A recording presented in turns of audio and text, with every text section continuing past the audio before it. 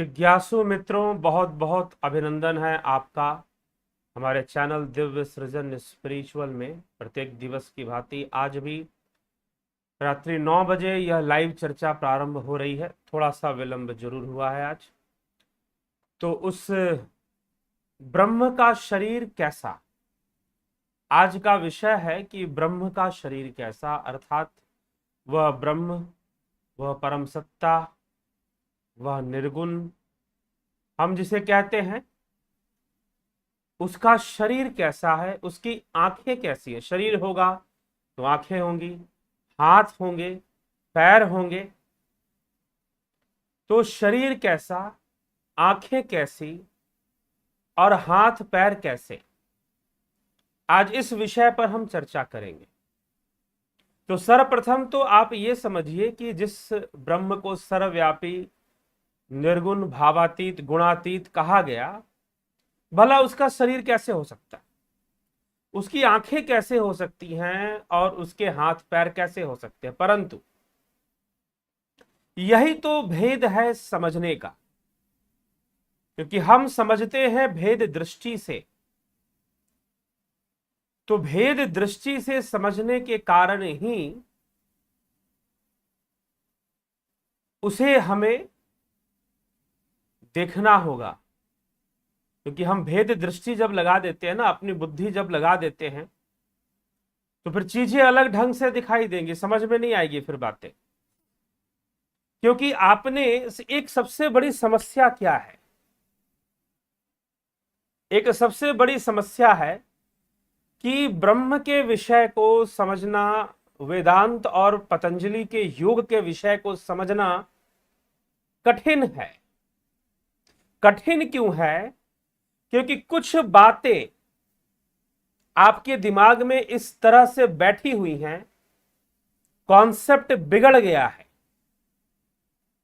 और जब कॉन्सेप्ट बिगड़ जाता है तो उस बिगड़े हुए कॉन्सेप्ट से हम सारी चीजों को देखते हैं। नंबर 1 गलती, सबसे बड़ा कॉन्सेप्ट क्या बिगड़ गया है कि परमात्मा के कॉन्सेप्ट में आपने गॉड का कॉन्सेप्ट घुसा दिया है। ठीक ना? गॉड का concept. Who is God? You are not God. God is not within you. God is in heaven, heavenly father. God is in haven.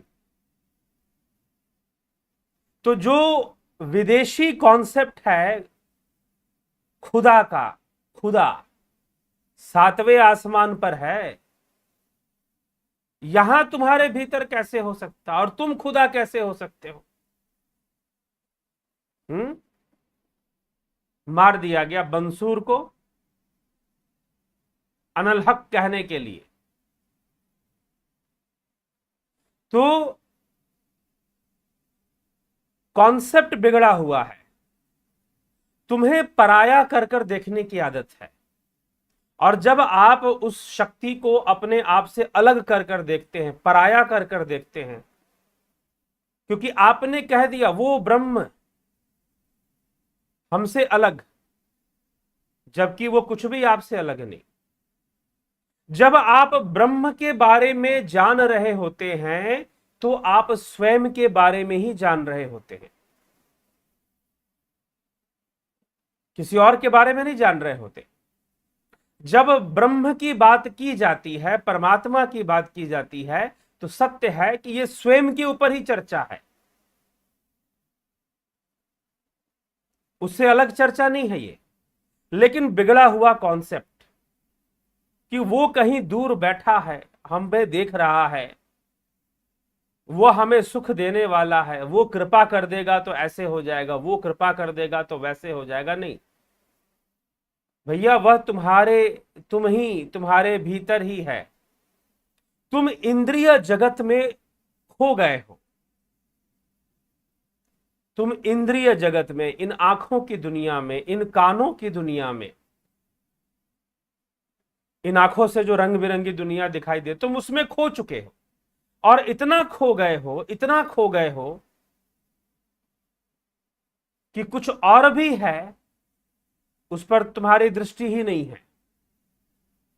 तुम इन आंखों से जो जी रहे हो, जो देख रहे हो, उसी को सब कुछ मान रहे हो। बस सारी समस्या तो यहीं पे आ जाती है। और तुम उसी से, जो लोग कहते हैं कि अपवित्र वस्तु में परमात्मा नहीं है, तथाकथित संस्था वाले जो दावा करते हैं कि अपवित्र वस्तु में तो परमात्मा हो ही नहीं सकता, तो भैया अपवित्र वस्तु तो तुम्हारी इंद्रियों का विषय है ना, इंद्रियों का विषय है। कोई वस्तु बहुत सुगंध आ रही है, किसी से बहुत दुर्गंध आ रही है, it is the subject of your senses. तो सेंसुअल वर्ल्ड और वह जो सत्ता है वो तुमसे अलग नहीं, वो तुम ही हो भाई। वो ब्रह्म कोई और नहीं है, वो तुम ही हो, लेकिन तुम उसको नहीं जानते क्योंकि तुम इंद्रियों के जगत में बुरी तरह से खो चुके, इंद्रियों के जाल में, सेंसुअल वर्ल्ड में इतने इंगेज हो चुके हो, इतने व्यस्त हो चुके हो कि तुम स्वयं ही ब्रह्म हो, तुम वहां तक पहुंच ही नहीं पा रहे क्योंकि वह इंद्रियों से परे का विषय है। और तुम इंद्रियों के विषय से ही सारे विषय उठाना चाहते हो, बस यहीं पर दिक्कत है। तुम साकार और निराकार में उलझ गए हो। साकार निराकार यह भी तुम्हारे इंद्रियों का विषय है, ठीक है। अन्यथा ब्रह्म, ठाकुर रामकृष्ण परमहंस ने यह गूढ़ विषय कहा था कि साकार क्या निराकार क्या, यह तो तुम्हारी बुद्धि जितना कहती है बस तुम उतना बता रहे हो, साकार निराकार।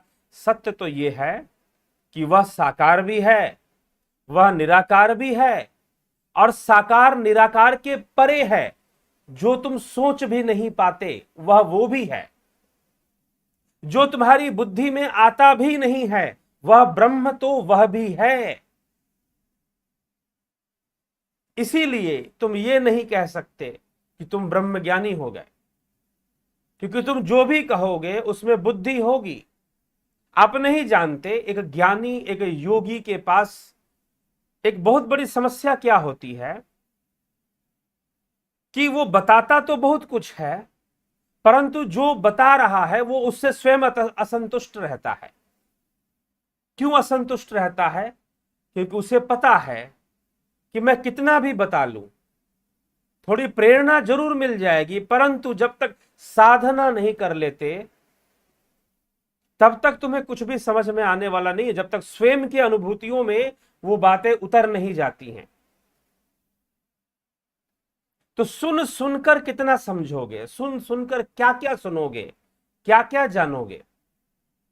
जब तक स्वयं अनुभव के स्तर पर ना उतरोगे, और वो इतना सहज भी नहीं है कि तुम जैसे, बिल्कुल इतना सहज नहीं है कि जैसे भोजन का निवाला मुख में डाल लेते हो, दाल भात खा लेते हो, वैसे भी तो नहीं है।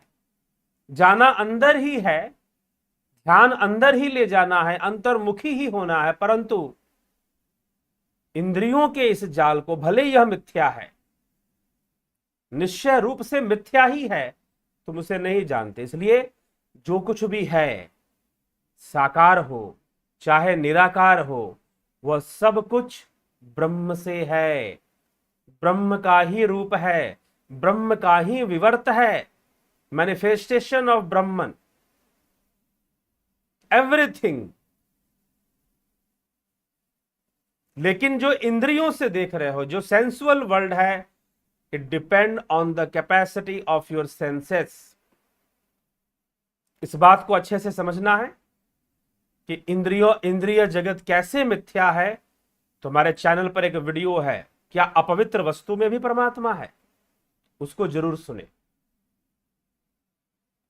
उसको जरूर एक बार देखिए। आप देखेंगे कि अलग अलग योनियों में अलग अलग जीवों की इंद्रियां अलग अलग विषयों का अनुभव करती हैं। एक ही वस्तु के लिए, एक वस्तु हो सकता है मनुष्य के लिए बहुत सुंदर हो सकता है उल्लू के लिए वो सुंदर ना हो सकता है कि कुत्ते चौपाए कई जानवर जो कि बहुत सारे रंग नहीं देखते, वो 7 रंग की दुनिया नहीं देखते, वो 3-4 रंग देखते।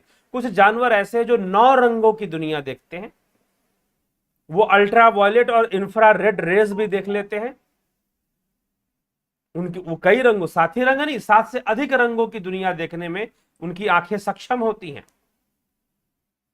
ठीक है जिज्ञासुओं, तो इसीलिए यह विचार करना है, इसलिए ब्रह्म का शरीर नहीं है, वह साकार भी है, निराकार भी है, और साकार और निराकार से भी परे है। जहां तक तुम सोच ही नहीं पाओगे वह भी है, यही उसकी विशेषता। और जहां तक हम सोच ना सकते वह भी है, इसीलिए कहा जाता है। इसीलिए एक ब्रह्मज्ञानी, एक योगी, उसके सामने एक ही समस्या होती है कि वो जो उसने अनुभव कर लिया वो दूसरों को कैसे बताए, क्योंकि जब भी वाणी से बताएगा उसमें थोड़ी सी अशुद्धि आ जाएगी। उसमें भले अशुद्धि ना हो, सुनने वाले के कान में अशुद्धियां जरूर जाएंगी, वो बिल्कुल वैसे का वैसे नहीं। इसलिए जो भी सुन रहे हो वह एक प्रेरणा है, अपरा विद्या है। परा विद्या तो ध्यान में उतरकर संभव होगा, साधना में उतरकर संभव होगा। परा विद्या ब्रह्म की ओर गमन करने से। तो इसीलिए ब्रह्म का शरीर है। शरीर है तो कैसा है, उसकी आंखें कैसी हैं, उसके हाथ पैर कैसे हैं, किस प्रकार से बताया जा रहा है। उपनिषद के ऋषि भी, अंगिरा ऋषि, गौतम आदि, शौनक आदि ऋषियों को समझाने में जो लगे हुए हैं, उनके सामने भी यही दुविधा है कि मैं इनको ब्रह्म के बारे में क्या बताऊं, कितना बता सकता हूं, इतना जिससे कि ये प्रेरित हो जाएं, ब्रह्म उपासना के लिए प्रेरित हो जाएं। इतना बताने का प्रयास जरूर किया है उपनिषदों ने, लेकिन अंत तो नेति नेति हो जाता है। अंत में तो नेति नेति ही हो जाता है, क्योंकि बताने मात्र से तो सब कुछ हो नहीं जाएगा। बस यही बात है। तो इसीलिए हम विचार कर कर इस विषय को समझें और साधना की ओर आगे बढ़ने का प्रयास करें। तो चलिए श्लोकों पर चलते हैं। द्वितीय मुंडक का प्रथम खंड।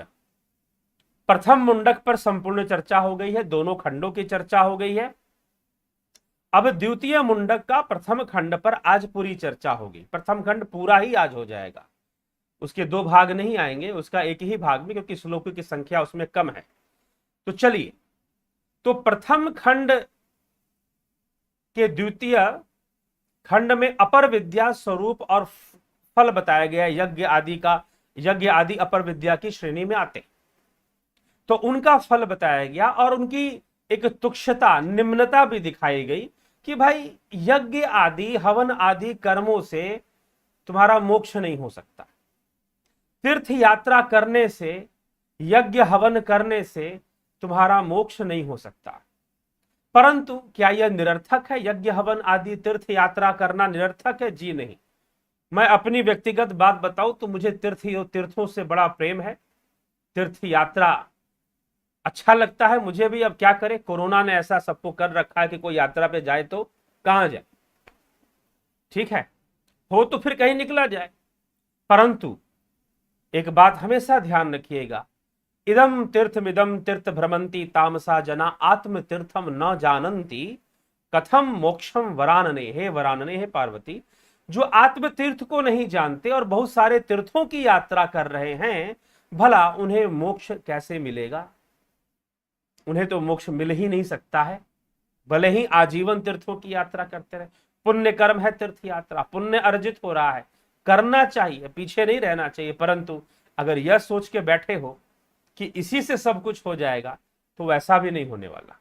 ठीक है, तो ऐसा भी नहीं होने वाला। काशी में मरने से मुक्ति मिलती, अवश्य मिलती है, लेकिन काशी क्या है? काश्यान्तो मरण मुक्ति, काशी में मरने से मुक्ति होती। काश्यान्तो मरण मुक्ति काशाय ब्रह्म तत्व प्रकाश यस्याम अवस्थायाम सा काशी।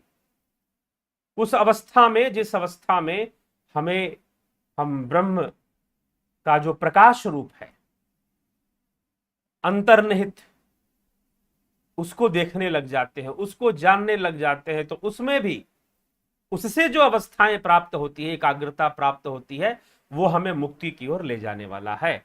मात्र किसी जगह पे चले जाने से नहीं हो जाएगा, वो अवस्था में पहुंचना पड़ेगा अपनी साधना से। ठीक है, तो इन रहस्यों को, इसीलिए तीर्थों के रहस्य को बताया गया ना। ईड़ा भगवती गंगा, पिंगला यमुना नदी, ईड़ा पिंगलोर मध्य सुषुम्ना च सरस्वती, त्रिवेणी संगम, त्रिवेणी संगम इसी को कहा गया है। तीर्थराजे प्रयागे तत्र स्नानम प्रकुर्वित सर्व पापे प्रमुच्यते, इस सारे पापों से मुक्ति होती है तीर्थराज प्रयाग में स्नान करने से। तत्र स्नानम प्रकुर्वित सर्व पापे प्रमुच्यते, सारे पापों का नाश होता है। लेकिन क्या है, ईड़ा भगवती गंगा, पिंगला यमुना नदी, ईड़ा पिंगलोर मध्य सुषुम्ना च सरस्वती, यहां पर इसे प्रयाग कहा जा रहा है।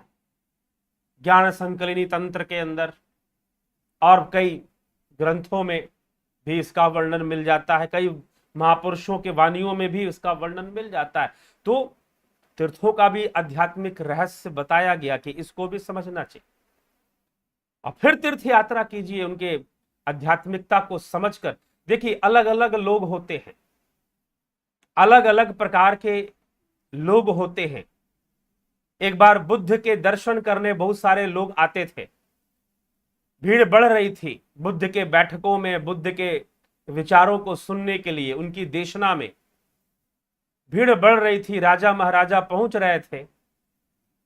तो उनके एक शिष्य ने कहा कि गुरुदेव, बुद्ध, गुरुदेव कोई कहता नहीं था, उन्हें बुद्ध ही लोग कहते थे, और वो भी यही कहते, बुद्ध का मतलब ही है ज्ञानी व्यक्ति। बुद्ध का मतलब, आदि गुरु शंकराचार्य ने भी बुद्ध शब्द का प्रयोग किया है विवेक चूड़ामणि में और अपने शास्त्रों में, ज्ञानी व्यक्ति के लिए। तो बुद्ध मतलब वो मार्गदर्शक, वो योगी। तो पहले ना, उस समय देखिए, उस समय आज के समान गुरु गुरु वाला पाखंड नहीं था, अंधविश्वास नहीं था, एक अंधी दौड़ नहीं थी गुरु गुरु के पीछे भागने वाला। जैसा कि आज है कि भाई उसने बनाया, मैं भी बनाऊं, उसने भी बनाया, चलो उसकी नौकरी लग गई गुरु जी के पास चलकर, मैं भी चली जाती हूं, चले जाता हूं कि मेरी भी नौकरी वोकरी लग जाए, कुछ कृपा उर्पा हो जाए। ठीक है, तो आजकल का दृष्टिकोण बड़ा ही लोगों का संकुचित हो गया है और उसमें एक अंधापन है।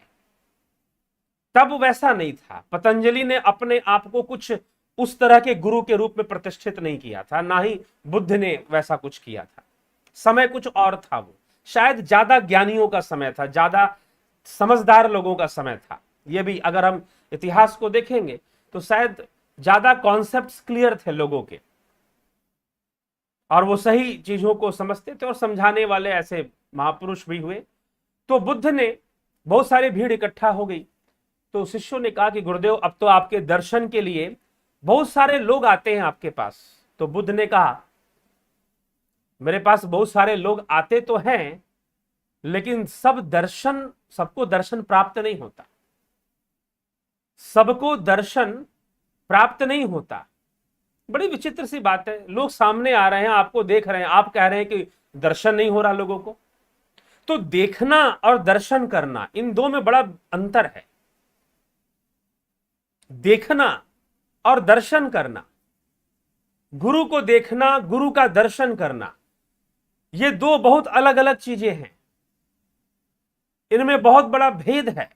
ऐसा नहीं कि किसी महापुरुष या किसी सिद्ध बुद्ध व्यक्ति के सामने खड़े हो जाने से कोई व्यक्ति उनका दर्शन भी कर पाएगा। हाँ, उन्हें देख लेगा, लेकिन देखना और दर्शन करना, इन दोनों में भारी अंतर होता है। ठीक है, तो इसलिए दर्शन करना एक अलग विषय है। तो बुद्ध ने समझाया कि देखते तो बहुत सारे लोग हैं, लेकिन सब दर्शन नहीं करते। कुछ ही लोग होते हैं जो उस प्रेम से भरे होते हैं और दर्शन करते हैं, वो मेरी आध्यात्मिकता का लाभ उठा पाते हैं। तो तीर्थ यात्रा करना, तीर्थ यात्रा से मैंने ये बात ली थी ना, तीर्थों में जाना घूमने फिरने के लिए एक अलग बात है, लेकिन वहां की आध्यात्मिक ऊर्जा को संग्रहित कर ले आना, वहां की पॉजिटिव एनर्जी को आकर्षित कर लेना अपनी ओर, यह एक अलग विषय है। ठीक है, तो जब ऐसी विद्या सीख जाएंगे ना, साधना करते करते अपनी भावनात्मक शक्ति का प्रयोग करना सीख जाएंगे और वहां की आध्यात्मिक ऊर्जा को अपनी तरफ आकर्षित करना सीख जाएंगे तो तीर्थ यात्रा का असली लाभ मिलना शुरू हो जाएगा। तीर्थ यात्रा व्यर्थ नहीं होती। कई ऐसे ऐसे तीर्थ हैं आज भी जहां पर बहुत ही स्ट्रॉन्ग एनर्जीज हैं, बहुत पावरफुल एनर्जीज हैं हमारे तीर्थों में। तो तीर्थ यात्रा तो करनी ही चाहिए, लेकिन करने में फर्क है। करने में बहुत बड़ा फर्क है। जैसे मैंने कहा, जैसे बुद्ध ने बताया कि कई लोग आते हैं मेरे सामने, मुझे देखते हैं, लेकिन दर्शन सब नहीं करते। वो कुछ ही हैं जो दर्शन कर पाते हैं, देखने के बाद भी कुछ ही हैं जो दर्शन कर पाते। इस भेद को समझ लीजिए। अगर इस भेद को समझ लेंगे तो किसी सिद्ध पुरुष से, किसी ज्ञानी पुरुष से कुछ ले पाएंगे। और किसी तीर्थ यात्रा में जाकर, केदारनाथ जैसे बहुत ही पॉजिटिव एनर्जी वाला स्थान है वो केदारनाथ, तो ऐसे स्थानों पर जाकर आप वहां की पॉजिटिविटी ग्रहण कर पाएंगे, ले पाएंगे। तो इसलिए थोड़ा सा इस विषय पर विचार कीजिएगा। तीर्थ यात्रा करना, कोई भी कर्म, जब तक आप उस भावना के स्तर पर नहीं पहुंचते तो वो चीज आप वहां से ग्रहण नहीं कर पाएंगे जो वहां से ग्रहण करना था। ठीक है? तो करने में, यात्राओं को भी करने में गलत तो नहीं है, लेकिन वही आखिरी लक्ष्य नहीं है। घूमना फिरना तीर्थों में ही साधना के लिए जो हमें चाहिए वो मिलना चाहिए, तभी जाकर लाभ होगा। ठीक है? तो चलिए आगे चलते हैं।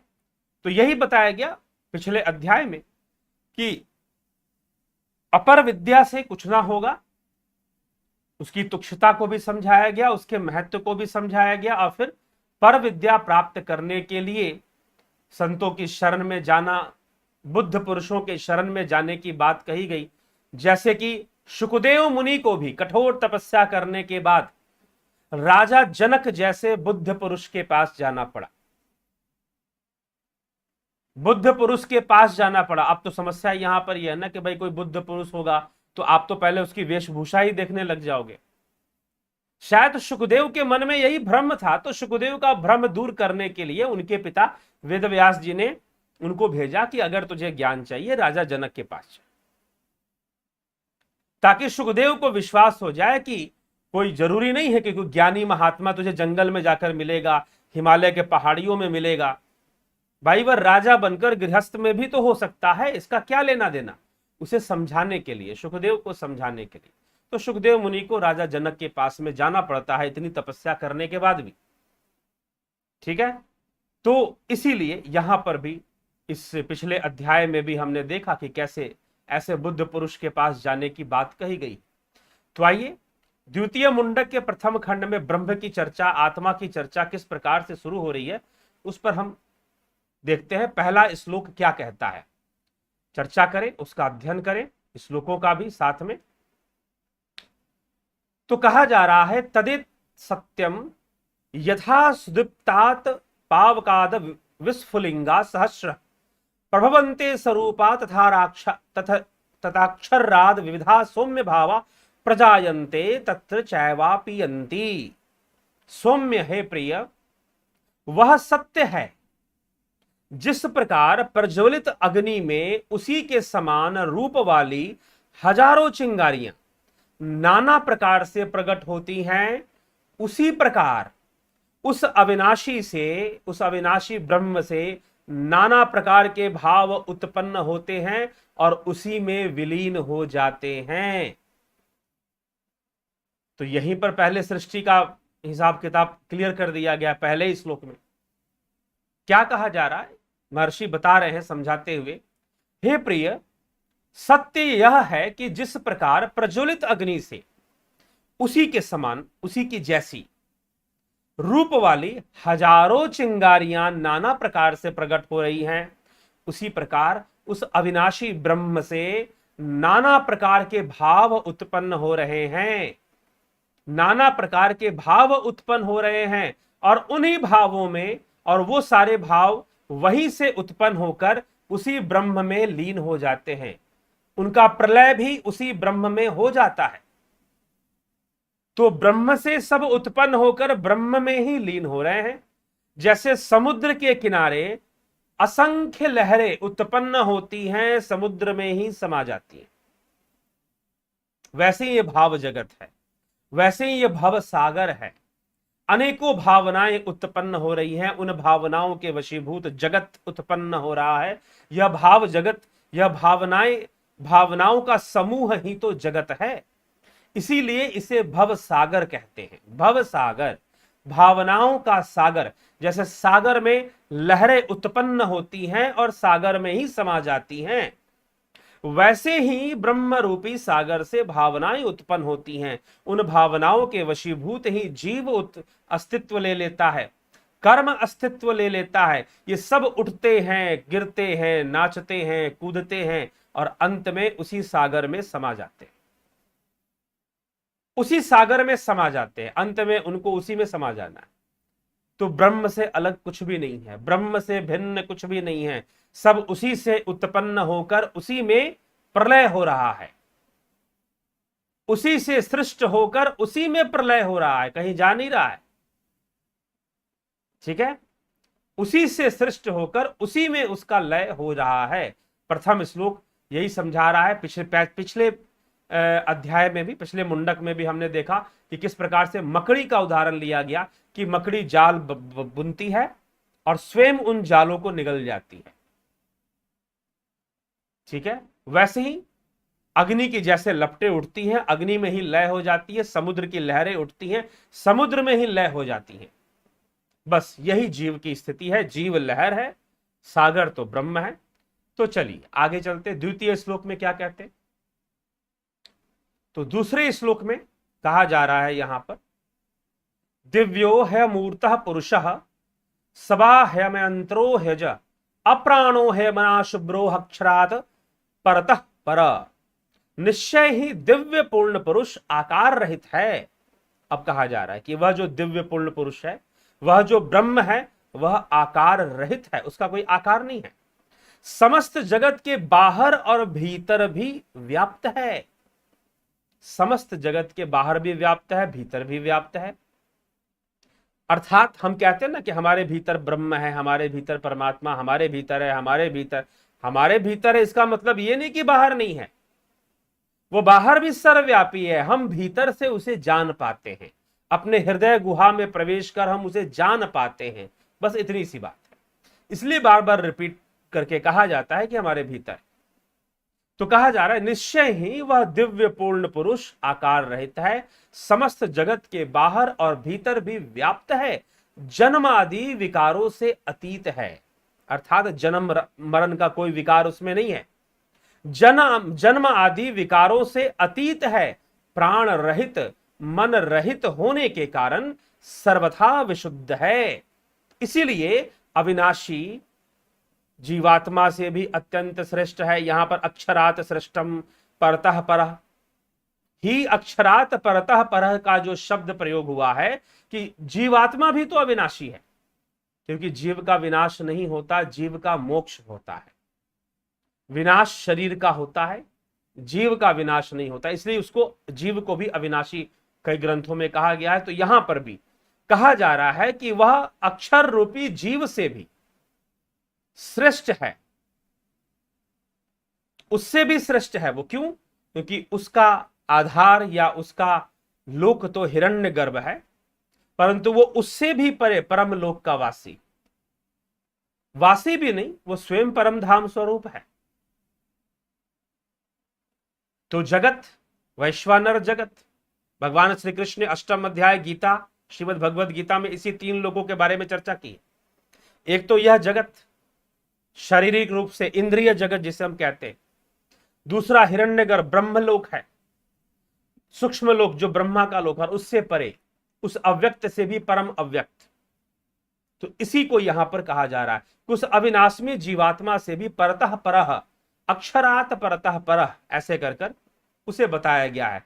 तो बाहर भी है, भीतर भी है, और फिर इस प्रकार से सर्वव्यापी है, आकार रहित भी है।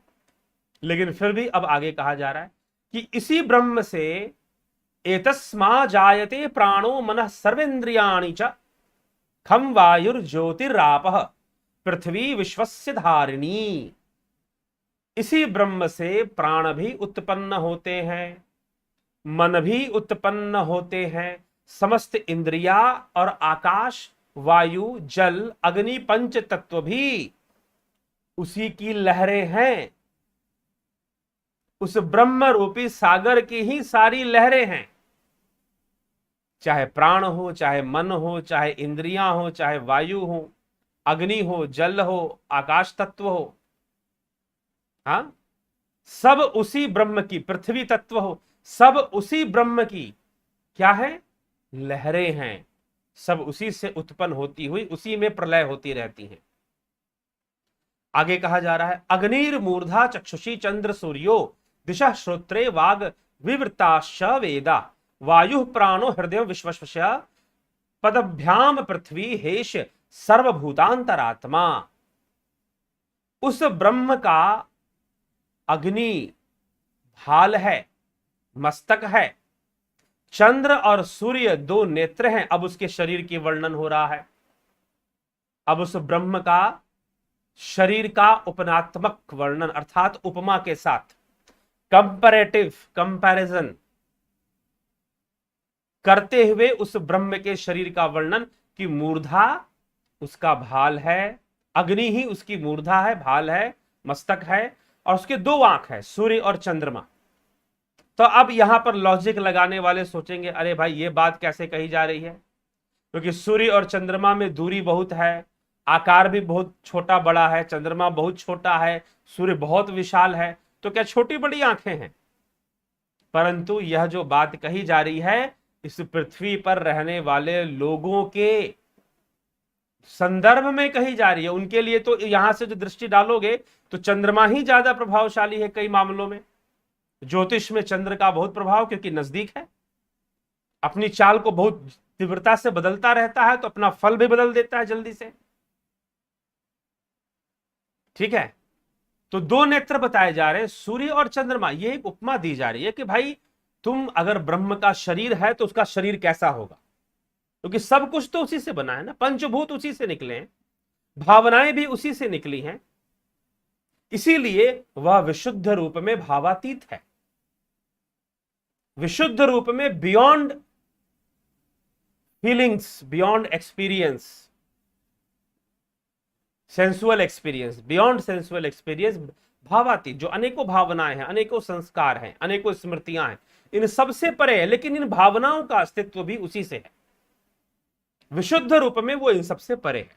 तो इसीलिए अब यहां पर उसके शरीर को बताया जा रहा है, वैश्वानर रूप, ब्रह्म की जो वैश्वानर अभिव्यक्ति है, वैश्वानर मतलब कि स्थूल इंद्रिय जगत से दिखाई देने वाली जो अभिव्यक्ति है, उसके बारे में कहा जा रहा है कि वह ब्रह्म का मूर्धा अग्नि है, चंद्र और सूर्य उसके दो नेत्र हैं, सभी दिशाएं उसके श्रोत्र हैं, दोनों कान हैं, और विस्तृत वेद उसकी वाणी है, उस ब्रह्म की वाणी वेद है, वायु उसके प्राण है, और संपूर्ण यह जो विश्व है, यह जो जगत है, वही ब्रह्म का हृदय है। इसके दोनों पैर यह पृथ्वी है, यही समस्त प्राणियों का अंतर आत्मा है, सर्वभूतांतर आत्मा। यह ब्रह्म ही सभी प्राणियों का अंतर आत्मा भी है। ठीक है, अब यहां पर दो बातें, यहां पर एक दो बातें आपस में टकरा रही है। क्या कहा गया कि विश्वम हृदयम, कि यह जो विश्व है यह क्या है, ब्रह्म का हृदय है, यह विश्व ब्रह्म का हृदय। फिर अगले लाइन में कहा जा रहा है पदभ्याम पृथ्वी, पदभ्याम पृथ्वी विश्वम हृदयम पदभ्याम पृथ्वी, और यह जो पृथ्वी है वह ब्रह्म के पैर हैं। तो अब एक बात बताओ, अब मन में यहां प्रश्न उठ सकता है आपके कि पहले तो कहा गया कि यह जो जगत है, यह जो विश्व है ब्रह्म का हृदय है, फिर कहा जा रहा है कि यह जो पृथ्वी है यह ब्रह्म का पैर है। तो वैश्वानर रूप ब्रह्म के, वैश्वानर, तेजस और प्राज्ञ और तूर्य, चौथा तूर्य, इन चारों अवस्थाओं में जो वैश्वानर अवस्था है उसके संदर्भ में ऐसी बातें कही जा रही। ये सब कुछ तो ब्रह्म है ना, स्थूल हो चाहे सूक्ष्म हो, स्थूल हो चाहे सूक्ष्म हो, ब्रह्म से परे कुछ भी नहीं। तो वैश्वानर रूप में ब्रह्म को इस प्रकार से कहा जा रहा है। क्या कहा जा रहा है कि उसकी दो आंखें हैं, और लेकिन दो कॉन्ट्राडिक्टरी बातें क्या है यहां पर, कि एक जगह कहा गया जगत हृदय है, विश्वम हृदयम, पदाभ्याम पृथ्वी, और जो उसके चरण हैं, पैर हैं, वो पृथ्वी है। तो अब यहां पर विश्व और पृथ्वी में क्या अंतर है? क्योंकि आप अंग्रेजी ज्यादा पढ़ते हो तो आपके लिए वर्ल्ड और earth is the same thing. What is the difference between world and earth? बता सकते हैं? What is the difference between world and earth? World और अर्थ में अंग्रेजी भाषा में क्या डिफरेंस है? आप एक जैसा अर्थ निकालो, लेकिन जगत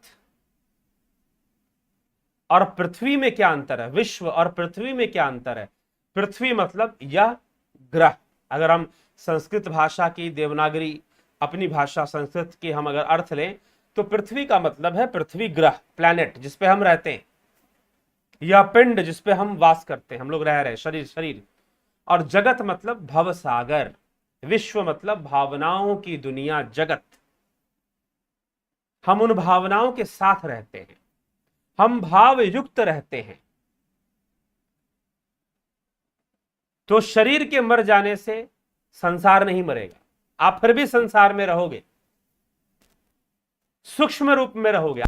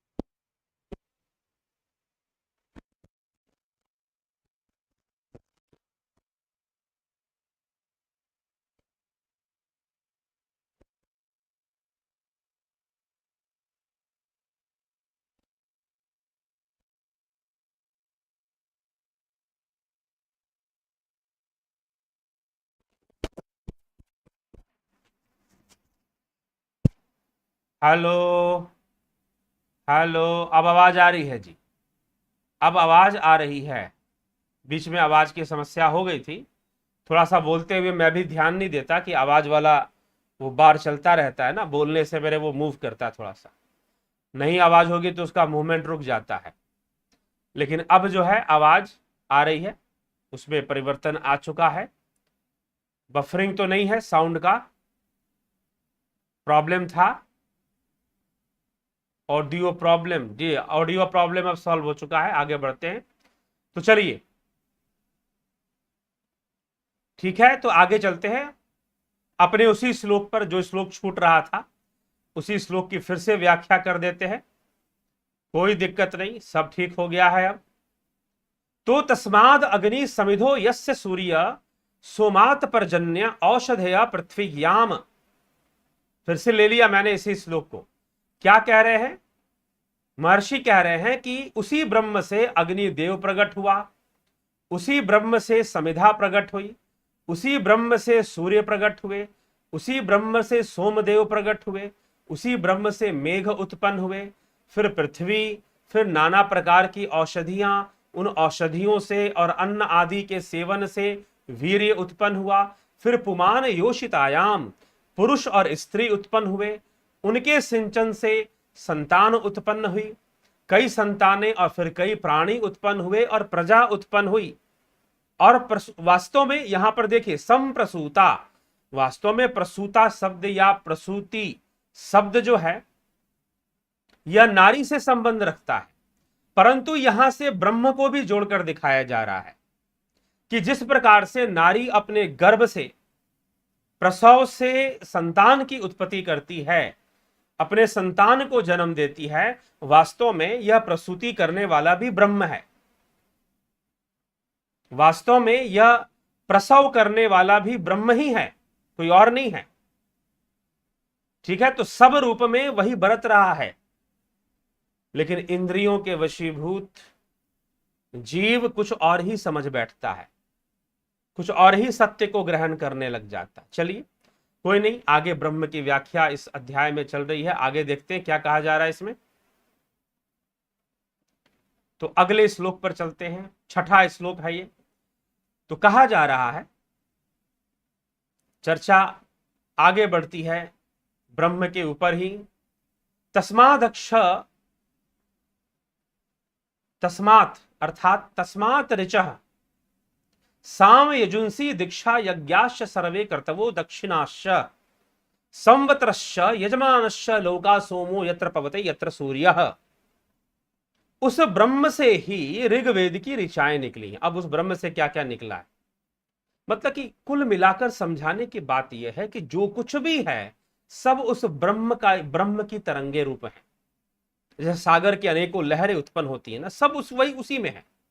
तो उस ब्रह्म से ही ऋग्वेद की ऋचाएं हैं, सामवेद के मंत्र हैं, यजुर्वेद की श्रुतियां हैं, दीक्षा तथा यज्ञ है, संपूर्ण कर्म है एवं संपूर्ण दक्षिणाएं हैं, तथा संवत्सर रूप काल है। संवत्सर, संवत्सर बदलते रहते हैं ना, विक्रमी संवत में अभी संवत्सर, नव संवत्सर शुरू हो गया 13 तारीख से, 13 अप्रैल से, ठीक है, चैत्र मास का नव संवत्सर शुरू हो गया। तो संवत्सर प्रारंभ होता है, दक्षिणाएं भी उसी से आती हैं, यजमान भी यज्ञ के अंदर, यजमान जो है वह भी उस ब्रह्म से ही निकला हुआ है। और जितने भी लोक हैं, सब लोक, सब कुछ, और चंद्रमा का जो प्रकाश फैलता है, सूर्य का जो प्रकाश जहां जहां फैलता है, वह सब कुछ ब्रह्म से ही उत्पन्न है। ऐसा यहां पर कहने का प्रयास इस श्लोक में किया जा रहा है।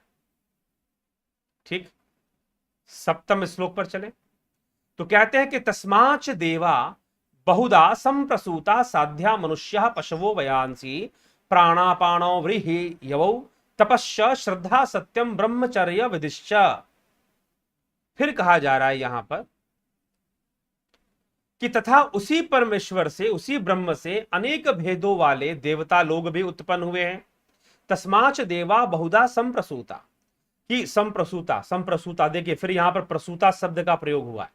प्रसव मतलब, प्रसूति मतलब बच्चे को जन्म देना। जब एक मां अपने गर्भ से बच्चे को जन्म देती है, प्रसव पीड़ा सहन करते हुए, तो उसको प्रसूता कहते हैं। लेकिन यहां पर ब्रह्म के लिए भी प्रसूता शब्द का प्रयोग हो रहा है।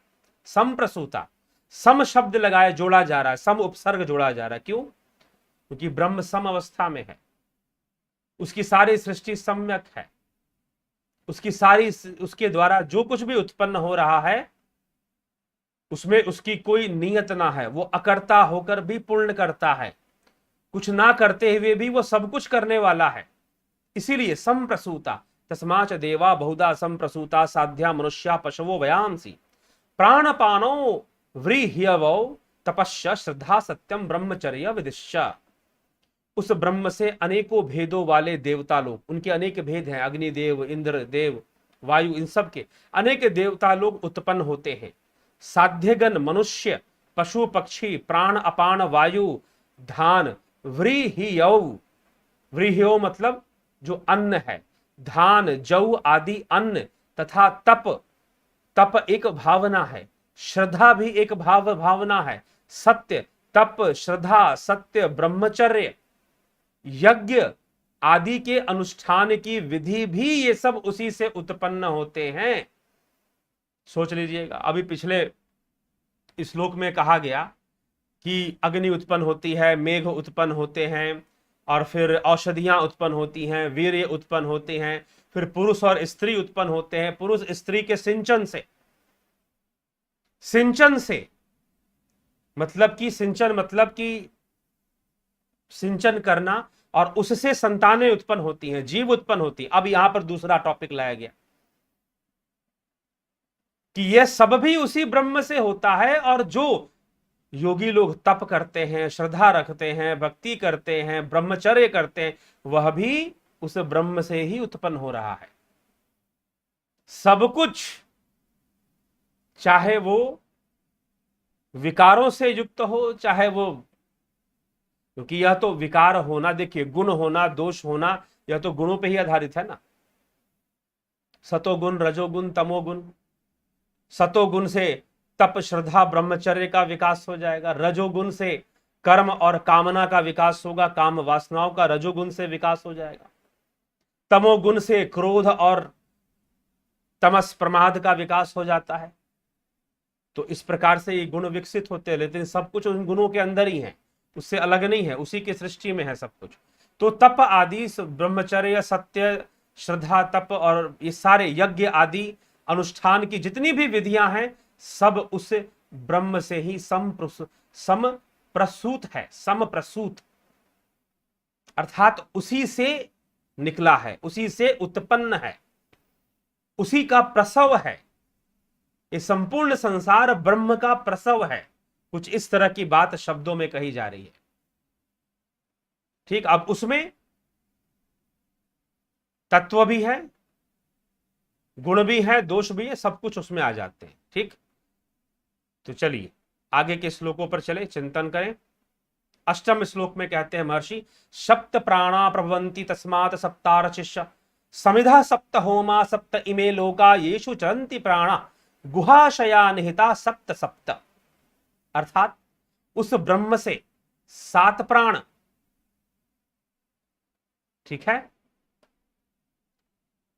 उत्पन्न, सप्त अर्चिषा अग्नि की 7 लपटे, समिधा 7 समिधाएं, 7 प्रकार के हवन, इसमें सप्तलोक, ये 7 लोक इंद्रियों के 7 द्वार उत्पन्न होते हैं, जिनमें प्राण विचरते हैं। गुहाशया हृदय रूपी गुफा में शयन करने वाले ये 7 के 7 समुदाय सब प्राणियों में स्थापित होते हैं। ठीक है, अब 7 लोकों का वर्णन यहां पर भी देखो आ गया।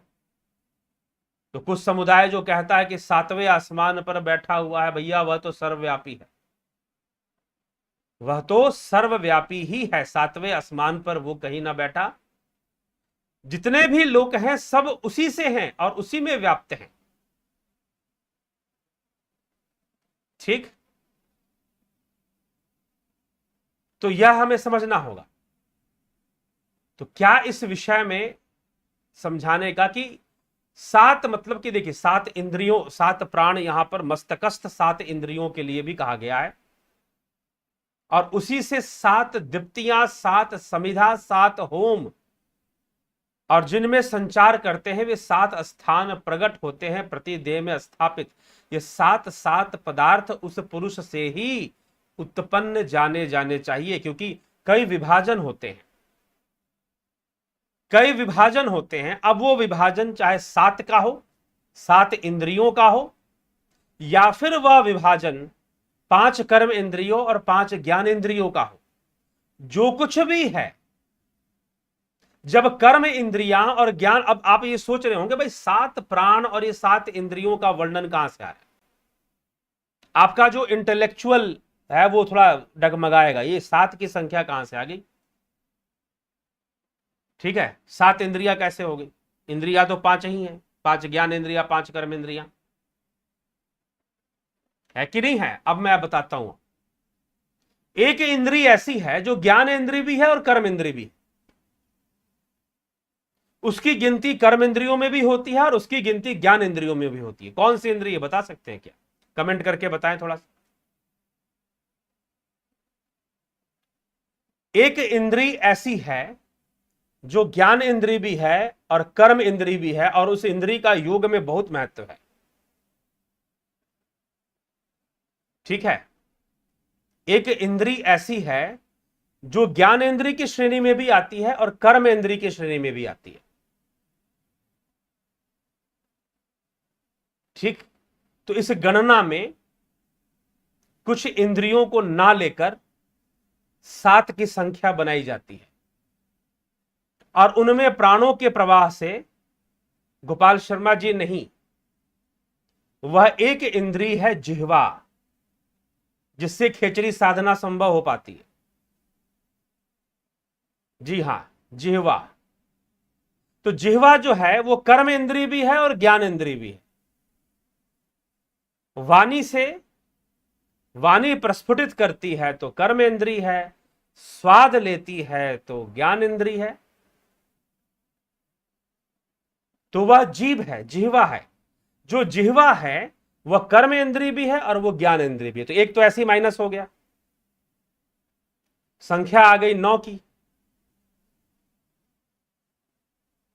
ठीक है, उसमें अपान वायु से प्रवेश के कारण, अपान वायु से प्रवेश के कारण उत्सर्जन और प्रजनन की जो क्रियाएं होती हैं, कौन सी वायु होती है इसके पीछे, कौन सी वायु होती है, अपान वायु होती है, अपान वायु का जोर होता है उसके पीछे। तो उनको एक मान लेने से एक संख्या और घट जाती है, और टोटल प्राण कितने और इंद्रियां कितनी, तो 7 हो जाती है। ठीक है जी, इस प्रकार से गिनती की जाती है।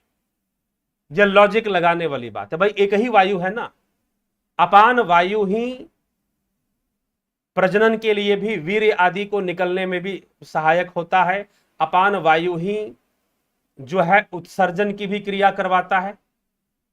तो एक ही वायु से तो उनको एक इंद्रिया, एक कर्म की श्रेणी में उसको ले लिया जाता है। जैसे कि 5 कर्म इंद्रियों में 2 इंद्रियां उत्सर्जन और प्रजनन की इंद्रियां ली जाती है ना, तो एक ही से ले लिया जाता है। तो इस प्रकार से कर कर कितने बन गए, 7। ये तो आपका मन घूमता रहेगा भाई, ये 7 इंद्रियों की बात कहां से आ गई, ये तो कंफ्यूजन आ गया। इसीलिए जब गहनता से योग का अध्ययन करेंगे, प्राणों की चर्चा, प्राणों के विज्ञान को समझना, कौन कहां कैसे, तो अलग अलग दृष्टि रखते हुए अलग अलग ढंग से बातों को बता दिया गया। तो यहां पर कर्म इंद्रिया और ज्ञान इंद्रियों का विभाजन खत्म कर दिया गया है, बस इंद्रियों के बारे में बताया जा रहा है, 7 इंद्रियां। तो जिह्वा को अगर माइनस कर दीजिए आप, या तो आप उसे ज्ञान इंद्रिय लेंगे या कर्म इंद्रिय लेंगे, तो जैसे ही माइनस करेंगे तो एक ही होगी वो, क्योंकि जिह्वा कर्म इंद्रिय भी है और जिह्वा ज्ञान इंद्रिय भी है। ठीक है, तो अपने बुद्धि को थोड़ा शांत रखिएगा कि 7 का नंबर यहां पर कहां से आ गया। ठीक है, तो 7 का नंबर किस प्रकार आया है मैंने आपको अभी बता दिया। तो इस प्रकार से 7 लोक हो गए, 7 प्राण भी हो गए, अलग अलग इंद्रियों में काम करने के कारण प्राणों का 7 विभाजन किया जा रहा है, और इस प्रकार से 7 की संख्या बनती है। फिर 7 लोकों का भी वर्णन हो रहा है, 7 समुद्रों का भी वर्णन हो रहा है।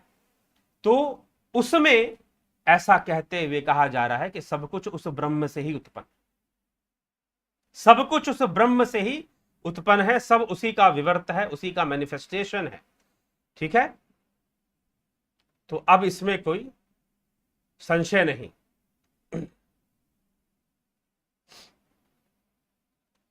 ठीक, तो कर्म इंद्रिया, ज्ञान इंद्रियां, इस प्रकार से भी एक और विभाजन किया जाता है कि इसको भी समझना चाहिए। एक और तर्क इसके पीछे, 7 कैसे होते हैं, 2 नेत्र दो कान, दो नासिका और एक रसना। कितने हो गए जी? दो नेत्र, दो आंखें, दो कान, दो नासिका, 6 और एक जिह्वा। कितने हो गए? 7। तो 7 ज्ञान इंद्रियां। कुछ लोग इसको ऐसे भी व्याख्या कर देते हैं।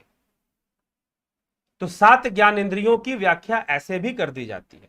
और फिर कर्म इंद्रिय ज्ञान इंद्रियों को मिक्स कर दें, अगर मिला दें और उन्हें सिर्फ इंद्रियां कहें, तो उसमें जिह्वा कॉमन हो जाती है। जैसे हम निकालते हैं ना कॉमन फैक्टर। कॉमन फैक्टर कौन सा है भाई?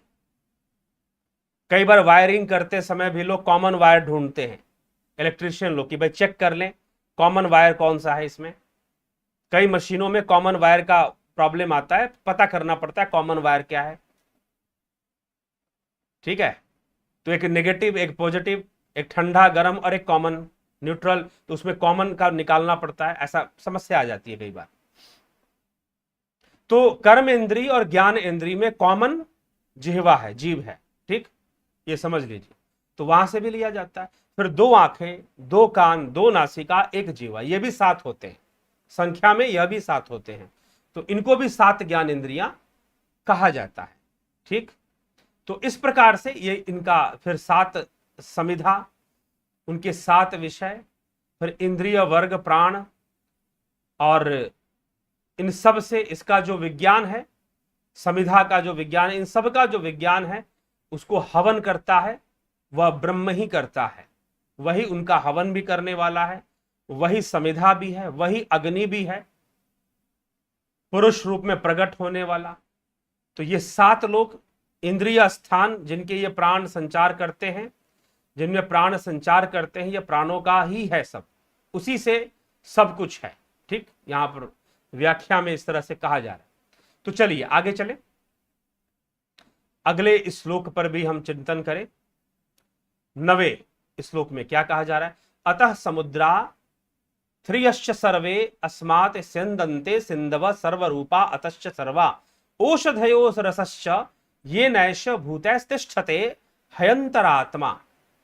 इसी ब्रह्म से समुद्र, समस्त समुद्र, पर्वत इसी से अनेक रूपों में प्रकट होते हैं। इसी ब्रह्म से समुद्र, पर्वत, अनेक रूपों में नदियां बहती हैं, तथा इसी से औषधियां और रस, रस उत्पन्न करने वाले फल, पुष्प और जो वृक्ष हैं, जो वनस्पतियां हैं, वो रस, शरीर के अंदर भी रस है, तो वो सारे रस पदार्थ जो हैं, और अंतर आत्मा, भूत प्राणी, सबके सब, जिनके हृदय में अंतर आत्मा रूप में वही ब्रह्म विराजमान है, सब उसी के प्रसव से उत्पन्न हो रहे हैं, उसी से उत्पन्न हो रहे हैं, उसी से सृष्ट हो रहे हैं। ठीक, ऐसा कहा जा रहा है। फिर अंत में आखिरी श्लोक में क्या कहते हैं? पुरुष अवेदम विश्वम कर्म तपो ब्रह्म परमामृतम एतधौ वेद निहितम गुहयाम सो अविद्या ग्रंथिम विकर्तिह सौम्य तपः कर्म। तप और कर्म, परमामृतम, परम अमृत स्वरूप ब्रह्म, यह सब कुछ परम पुरुष, पुरुषोत्तम ही है। इसलिए हे प्रिय, इस हृदय रूपी गुफा में स्थित ब्रह्म को जो जानता है, वह यहां ही अविद्या जनित गांठों को खोल डालता है और मुक्ति का अधिकारी बनता है। तो अब यह कहा जा रहा है कि वह जो ब्रह्म है, सब तो उसी से उत्पन्न हुए हैं, परंतु उनमें भी वह व्यक्ति परम अमृत स्वरूप ब्रह्म को, परम पुरुषोत्तम स्वरूप, वह जो विश्वम पुरुष एव सौम्य, हे प्रिय, एतत् गुहयाम, हृदय गुहा में विराजमान उस ब्रह्म को जो जान लेता है, वह अविद्या जनित इंद्रियों के जंजाल को, इंद्रियों के गांठ को, इंद्रियों के गठबंधन को खंडित कर देता है, खंडित कर देता है, उसे तोड़ देता है। ठीक है, तो अविद्या का नाश कर पाता है जो हृदय में स्थित ब्रह्म को जान पाता है। तो इन 10 श्लोकों में ब्रह्म के स्वरूप जो समझाया नहीं जा सकता, सत्य पूछिए थे, बताया नहीं जा सकता, लेकिन उसकी विशालता की ओर, उसकी सर्वव्यापकता की ओर संकेत करते हुए महर्षि ऋषियों को सुना रहे हैं, शौनक आदि ऋषियों को बता रहे हैं कि वह ब्रह्म को ऐसे ऐसे तुम जानो। अगर तुम विचारों से जानना चाहते हो तो ऐसा समझो कि सूर्य, चंद्र, पृथ्वी, समुद्र, सागर, सप्त लोक, सप्त इंद्रियां, यश जो कुछ भी है, नर नारी, ठीक है, ब्रह्मचर्य आदि, तपस्या करने वाले ब्रह्मचर्य आदि, ब्रह्मचारी, ऋषि मुनि और गृहस्थ में स्त्री पुरुष सिंचन के द्वारा संतानों की जो उत्पत्ति करते, वह सब कुछ ब्रह्म से है, कुछ भी उससे परे नहीं है, सब कुछ उसी से उत्पन्न है और उसी में प्रलय करता है। ठीक है, लेकिन कोई उसे जानता नहीं है। बाहर भी है, भीतर भी है, जगत में बाहर भीतर चारों तरफ व्याप्त है। अगर तुम उसको जानना चाहते हो, यद्यपि उसका शरीर नहीं है, लेकिन फिर भी इन लोगों को, संसारिक लोगों को समझाने के लिए वह कह रहे हैं, अगर मानो कि उस ब्रह्म का शरीर है तो फिर अग्नि ही उसका मस्तक है, सूर्य और चंद्रमा उसके नेत्र हैं, हाँ, और विश्व ही उसका हृदय है, वायु ही उसके प्राण हैं, जो वायु तत्व प्रवाहित हो रहा है पूरे विश्व में, पूरे जगत में, वायु ही उसके प्राण हैं, और पृथ्वी उसके पैर है, और विश्व ही उसका हृदय। इस प्रकार से तुम जान लो, इस प्रकार से तुम समझ लो। यह कोई दावा नहीं किया जा रहा, यह कोई अकाट्य नियम नहीं बताया जा रहा, यह ध्यान रखिएगा। इसलिए कोई उपनिषद खोलकर अगर तुमको दिखा दे कि देखो कहा जा रहा है कि सूर्य चंद्र ब्रह्म के नेत्र हैं, और ये है, दिन में सूर्य से देखता है, रात को चंद्रमा रूपी नेत्र से देखता है, तो यह सब एक सांकेतिक मात्र है, उपमा के साथ है। Comparison, comparative knowledge, comparison, knowledge by comparison. नील गाय कैसी होती है, न्याय दर्शन में यह तर्क चलता है, नील गाय कैसी होती है, तो उसका नाम नील गाय क्यों है? भैया गाय की तरह है, दिखा नहीं सकते, जंगल में होती है, यहां पर कैसे ले आए? दिखा तो तुमको सकते नहीं, इसलिए गाय और नील दो शब्दों को मिला दिया गया, नील गाय। तो एक पशु है जो कि देखने में, जिसका जो मुंह है वो गाय की तरह है, शरीर थोड़ा ज्यादा लंबा है, ज्यादा तेज भागता है, और शरीर पर नीले रंग की छाई है, ब्लूइश, ब्लूइश कलर है उसके बॉडी का, इस कारण से उसको नील गाय कहा जा रहा है।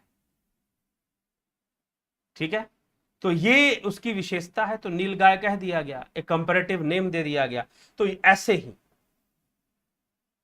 तुम अगर जब तक उस हृदय में रहने वाले या हृदय गुहा में प्रवेश कर कर तुम उस ब्रह्म को नहीं जानते अपनी साधना से, तब तक इन विचारों से समझो कि जो उत्पन्न हो रहा है उसी से हो रहा है, और सब उसी में प्रलय भी कर रहा है। तो मान लो कि उसका शरीर है, अगर उसका शरीर भी है तो सूर्य और चंद्रमा उसके नेत्र हैं, वायु उसका प्राण है, अग्नि उसकी मूर्धा है, मस्तक है, और विश्व उसके हृदय है, और यह जो पृथ्वी है उसके पैर है। तो बस इस प्रकार से इस बात को कह दिया गया है, यह समझने का विषय। इसको ऐसा नहीं कि वैसा ही है, वह तो आकार रहित है, पहले ही बता दिया गया, पहले ही श्लोक में बोल दिया गया आकार रहित है, तो शरीर बताने का मतलब नहीं है, परंतु आकार रहित होकर भी वो साकार है, तो साकार निराकार से भी परे है। ठीक है, तो कुछ इस तरह की बात यहां पर गहन विषय समझाने का प्रयास किया जा रहा है। दोबारा से सुन लेना, या फिर कहीं पर मुंडको उपनिषद को दोबारा से इन श्लोकों का अध्ययन करना। शायद यह विषय ऐसा है कि मैं कितना भी इस विषय पर बोलूं तो मुझे असंतोष रहेगा कि मैं पूरा स्पष्ट नहीं कर रहा। आप कितना भी सुने तो लगेगा कि नहीं, पूरा नहीं, इस सुनने से या इन श्लोकों को पढ़ने से हम पूरा नहीं जान पा रहे, ये खुद को फीलिंग आ जाएगी। क्योंकि वास्तव में जो जानने का रास्ता है वह मात्र पढ़ना नहीं है, मात्र सुनना नहीं है। ठीक ना, वो मात्र पढ़ना और सुनना नहीं है, वह तो ध्यान के द्वारा, योग के द्वारा अंतर्घट में प्रवेश कर कर ही वह संभव है। ठीक है जिज्ञासु, तो चलिए इसी के साथ चलेंगे, समय बहुत कम है, तो हर व्यक्ति का कमेंट पढ़ पाए, हर व्यक्ति के कमेंट पर चर्चा कर पाए, शायद समय ना मिले, तो इसके लिए आप नाराज ना हो और कल की प्रतीक्षा करें, क्योंकि 1 घंटा से ऊपर समय तो इसी की व्याख्या में निकल गया है, इन 10 श्लोकों के ऊपर चर्चा करने में। तो चलिए, बलदाऊ नाथ योगी जी, जगत नारायण जी, प्रताप जाला जी, महेश राम पिस्दा जी, राजू पाल जी, हरिओम तत्सत, ओम नमः शिवाय जी, स्मिता सावंत जी, उषा श्रीवास्तव जी, सबका बहुत बहुत अभिनंदन है, स्वागत है। भोलेनाथ अपने पास जी, हरिओम तत्सत जी, ओम तत्सत, हरिओम तत्सत, हरिओम तत्सत। ठीक है। बलवंत सिंह गोहिल जी, गोपाल शर्मा जी, माधुरी कोले जी, वर्षा सचदेव जी। तो बस साधना में बैठ जाइए, ध्यान में बैठ जाइए। इन श्लोकों को पढ़कर स्पष्ट नहीं होगा, यह तो प्रेरणा पैदा करने के लिए एक बातें महर्षि बता रहे हैं और अंत में कह दे रहे हैं, मैं जो कुछ भी बता रहा हूं तुम नहीं जान पाओगे, नहीं समझ पाओगे जब तक तुम उसे अपने हृदय गुहा में छुपे रहस्य को नहीं जान लोगे। शंकर देव जी, राज पाटकर जी, दयाल चंद जी, निर्गुण निराकार पे बोलने का लिए बहुत बहुत शुक्रिया। ठीक है जी।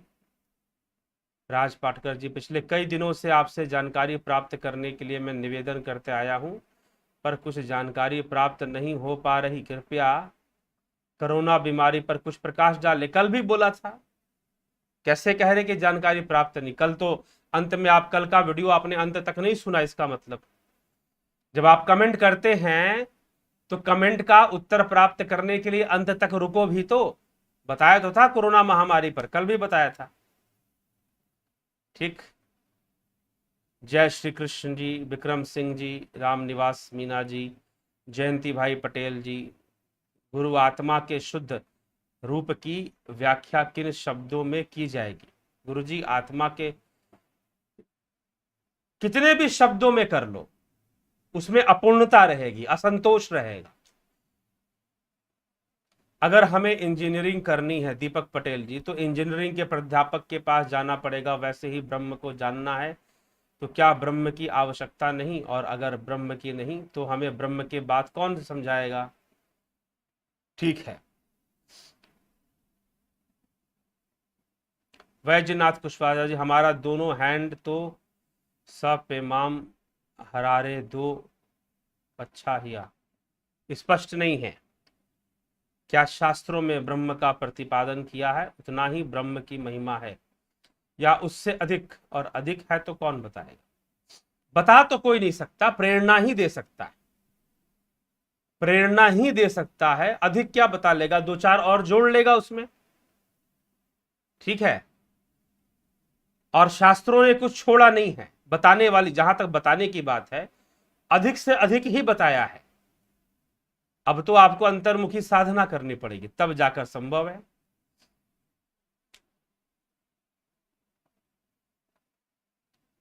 ठीक।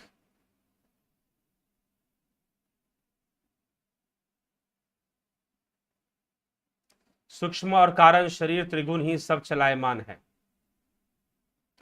तो क्या ब्रजेश सिंह जी, तो क्या इस्लाम सही है और आइडल की पूजा गलत है? ये कहां कहा गया? पूरा सुनेंगे नहीं तो यहां पर सही फंस जाएंगे। और इस्लाम का में तो पराया माना जाता है, अपने भीतर है, ये माना ही नहीं जाता। ठीक है। अयमात्मा ब्रह्म की स्वीकृति इस्लामिक फिलॉसफी में नहीं है। पहली बात तो फिलॉसफी ही नहीं है बहुत ज्यादा उसमें, तो इस्लामिक उसमें ये मान्यता ही नहीं है कि ब्रह्म आपके भीतर है।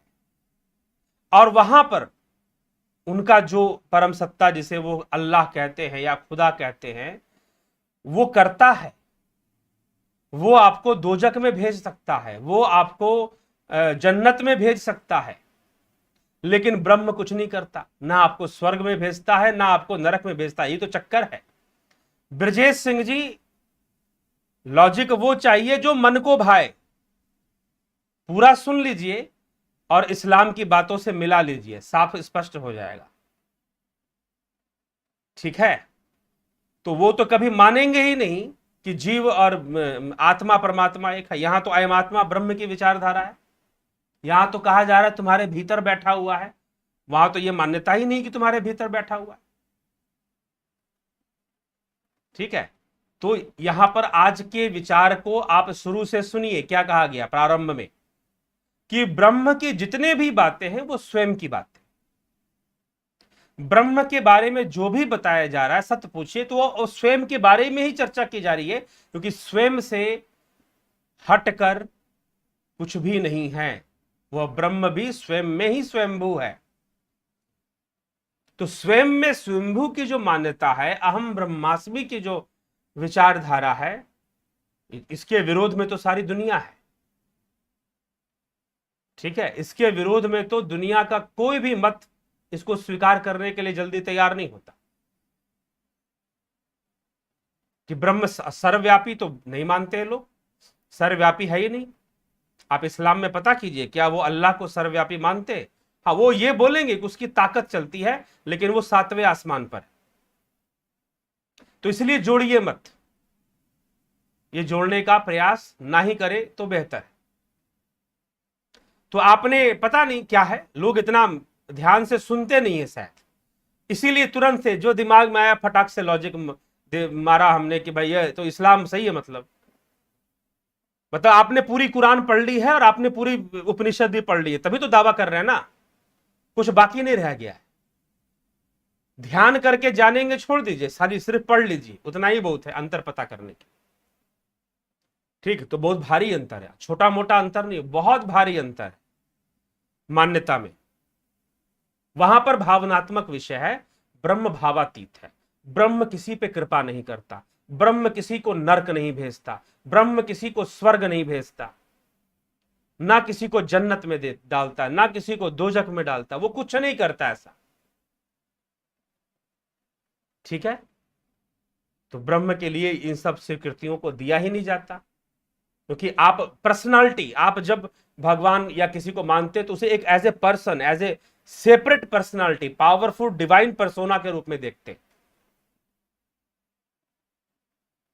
जब हम कहते हैं गॉड को हेवनली फादर,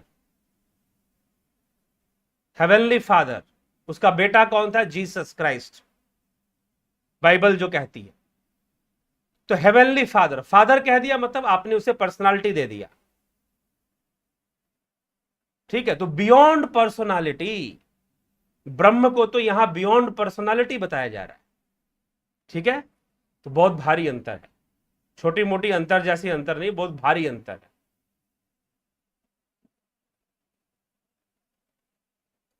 ओम नमः शिवाय। Is Brahma like gravitation field? नहीं नहीं, gravitation field is a inclination, Brahma has no inclination. Gravitation field is developed from Brahm, gravitation field is developed from ब्रह्म।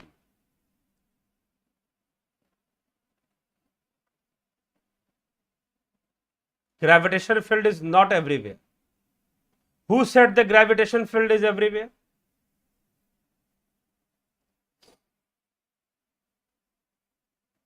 ठीक, तो जो ग्रेविटेशनल फील्ड है वो अपने अपने प्लैनेट के रेस्पेक्ट में है, उसकी मैग्नीट्यूड, उसकी force place to place change हो जाएगी, एक जैसी नहीं रहेगी। ठीक है, तभी तो उसका फॉर्मूला है ग्रेविटेशनल फोर्स का, depend on mass and distance between masses, separation between masses, वो ग्रेविटेशनल फोर्स है। तो घटता है बढ़ता है, किसी जगह पर कुछ है, किसी जगह पर कुछ है। पृथ्वी से 1 किलोमीटर की दूरी पर फोर्स कितना है, 10 किलोमीटर की दूरी पर फोर्स कितना है, उसमें डिफरेंस आ जाता है भाई। तो वो ब्रह्म कैसे? नो वॉइस, आवाज बंद। ठीक है जी, चलिए आवाज आ गई।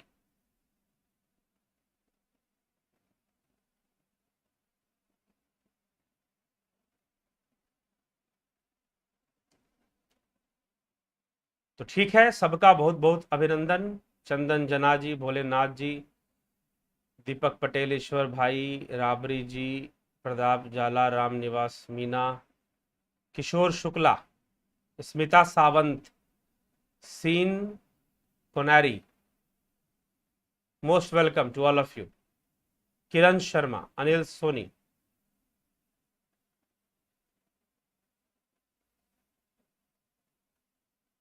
अनिल सोनी, ठीक। गुरुजी, ब्रह्म क्यों अलग अलग शरीर में अलग अलग रूप और क्षमता प्रदान करते हैं? अलग अलग रूप का दिखाई देना, अलग अलग क्षमता का दिखाई देना, यह किसका विषय है? यह इंद्रियों का विषय है।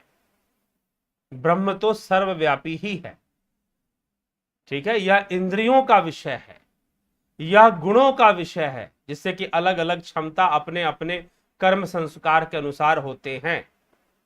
यह अपरा विद्या का विषय है, ठीक। स्मिता सावंत जी, और आप जो चर्चा करते हैं वह भी ब्रह्म का ही रूप है, बिल्कुल।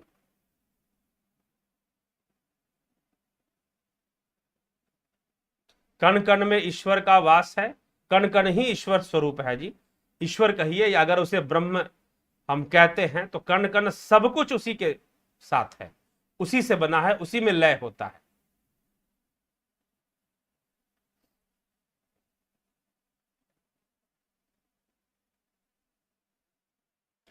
मुंडक उपनिषद से यह प्रमाणित होता है कि ब्रह्म ही सर्वव्यापक है, ब्रह्म ही उत्पत्ति होती है, स्थिति होती है, प्रलय का भी आधार है। बिल्कुल, सब सृष्ट उसी से हो रहा है, वही सृष्ट हो रहा है, वही प्रलयरत है और उसी में प्रलय हो रहा है, वही बन रहा है, ठीक है। जैसे मिट्टी का घड़ा है, घड़ा टूट गया, मिट्टी तो फिर भी है। नष्ट कौन हुआ? घड़ा नष्ट हुआ। क्या मिट्टी नष्ट हो गई? जी नहीं, मिट्टी तो वैसे का वैसे ही है, ठीक है। तो फिर परब्रह्म परमात्मा पुरुषोत्तम कैसे हो गए, होंगे या हो गए, क्या कहना चाहते हैं? परब्रह्म परमात्मा, व्यापक रूप में उसे परब्रह्म परमात्मा पुरुषोत्तम कहा गया है, उसकी व्यापकता रूप में। जब उसी ब्रह्म की स्थिति अंदर भीतर में हृदय गुहा में मानी जाती है तो उसे हम आत्मा कहते हैं, लेकिन है तो वही, इसलिए अयमात्मा ब्रह्म को सिद्ध किया गया है, ठीक है। यह तो उपमा है, यह तो शब्द है, पर ब्रह्म परमात्मा, अपर ब्रह्म पर ब्रह्म, ये उपमाएं हैं। ये इंद्रिय जगत में रहने वाले मनुष्यों को समझाने के लिए है, प्रेरणा देने के लिए है। सत्य तो यह है कि वह एक ब्रह्म ही है जिससे सब कुछ, यह बस प्रेरणा देने के लिए है और इंद्रिय जगत के लोगों को समझाने के लिए, क्योंकि हम इंद्रियों से समझते हैं ना, हम पढ़ के समझते हैं। हमारी बुद्धि में भेद कर रहे, क्योंकि अविद्या के वशीभूत हैं, तो भेद करने की आदत है, छोटा बड़ा बनाने की आदत है, ठीक। ये चीज है। तो चलिए इसी के साथ विराम देते हैं यहां पर, और बहुत बहुत आभार आप सभी के जुड़े रहने का। किन्हीं का कमेंट प्रश्न छूटा हो तो अगले दिन जरूर आप आइए, कल आगे चर्चा बढ़ेगी इसी विषय पर। आज हमने द्वितीय मुंडक का प्रथम खंड पूरा कर लिया, कल द्वितीय खंड पर हम द्वितीय मुंडक के द्वितीय खंड पर चर्चा करेंगे, ठीक है मित्रों। इसी के साथ विराम देते हैं। बहुत बहुत आभार आप सभी का।